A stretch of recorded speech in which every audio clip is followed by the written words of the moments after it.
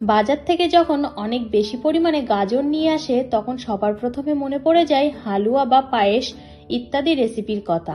কিন্তু এই সব রেসিপির বাইরে গিয়ে যদি নতুনত্ব কিছু বানানো যায়, মানে একেবারে নতুন কোনো রেসিপি, তাহলে কেমন হয়? নমস্কার বন্ধুরা, ভাই বোনের হেসেল ঘরে সবাইকে স্বাগত। আজ আমি গাজরের এক নতুন রেসিপি আপনাদের সাথে শেয়ার করব। আমি আজ বানাবো গাজরের লাড্ডু। খুব কম সময়ে কম উপকরণ দিয়ে ইউনিক একটা রেসিপি। ভিডিওটি কেউ স্কিপ করবেন না, পুরো ভিডিওটি দেখার জন্য অনুরোধ রইল। গাজরের লাড্ডু বানানোর জন্য আমি এখানে নিয়েছি 5টা গাজর। প্রথমে এই গাজরের গায়ে যে শিকড়গুলো আছে আর উপর থেকে যে খোসাটা আছে সেগুলো আমি পরিষ্কার করে নেব। একটা গাজর নিলাম, এইভাবে গাছ থেকে খোসাগুলো ছাড়িয়ে নেব।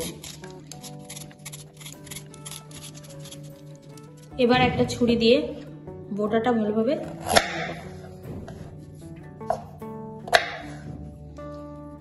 এইভাবে বাকিগুলোও আমি সব পরিষ্কার করে নেব। গাজরগুলো সব খোসা ছাড়িয়ে ভালোভাবে ধুয়ে পরিষ্কার করে নিয়েছি। এবার আমি এগুলো গ্রেট করে নেব। আমি এখানে একটা হ্যান্ড গ্রেটারের সাহায্যে গাজরগুলো গ্রেট করব। আপনারা যে কোনো গ্রেটার দিয়ে গ্রেট করতে পারেন অথবা বটি দিয়ে ভালো করে ঝিরিঝিরি করে কেটে নিতে পারেন।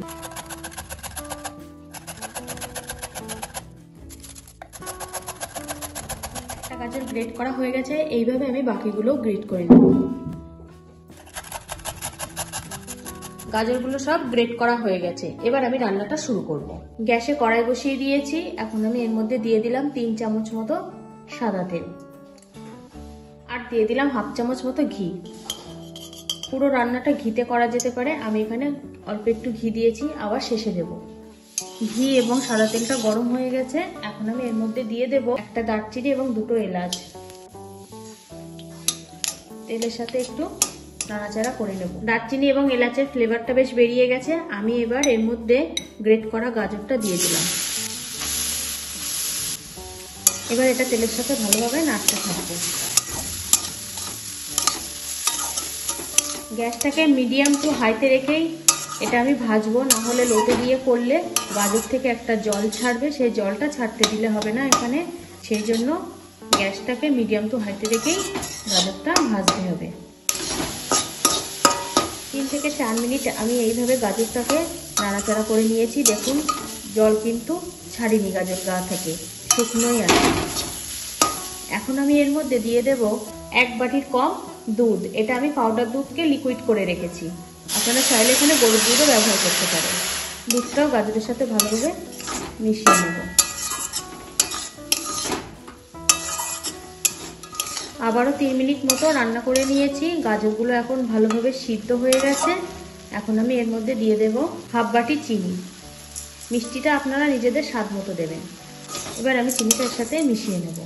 চিনিটা প্রথমে দিলে গাজরটা সিদ্ধ হতে দেরি হতো, সেই জন্য আমি চিনিটা একটু পরেই দিলাম, গাজরটা সিদ্ধ করে নিয়ে দেয়। চিনিটা সব গুলে গেছে, গা দিয়ে আবার বেশ জল ছাড়তে শুরু করেছে। চিনিটা গুলে যাওয়ার পরে রসটা ছাড়ছে। এবার আমি দিয়ে দেব স্বাদ মতো লবণ। মিষ্টিতে সামান্য একটু লবণ দিলে স্বাদটা কিন্তু ব্যালেন্স হয়, এটা আপনারা না চাইলে স্কিপ করতে পারেন। লবণটাও ভালোভাবে মিশিয়ে নেব।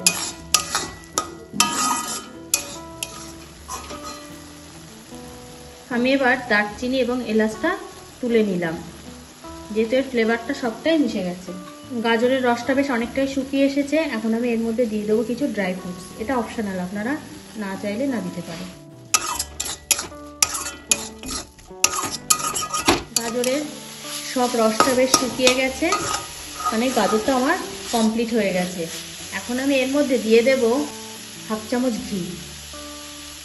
শেষে ঘিটা দিলে ফ্লেভারটা বেশ থেকে যায়, খেতেও ভালো লাগে।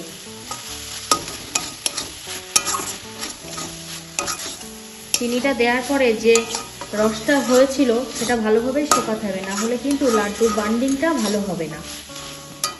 রান্নাটা পুরোপুরি কমপ্লিট হয়ে গেছে, আমি এবার এটা নামিয়ে নেব, কিছুক্ষণ ঠান্ডা হতে দেব।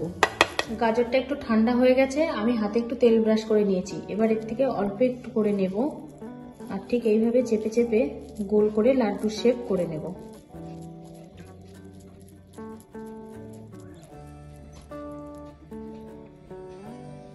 একটা লাড্ডু হয়ে গেছে বানানো, রেখে দিলাম। ঠিক এইভাবে আমি সবটুকু দিয়েই করে নেব।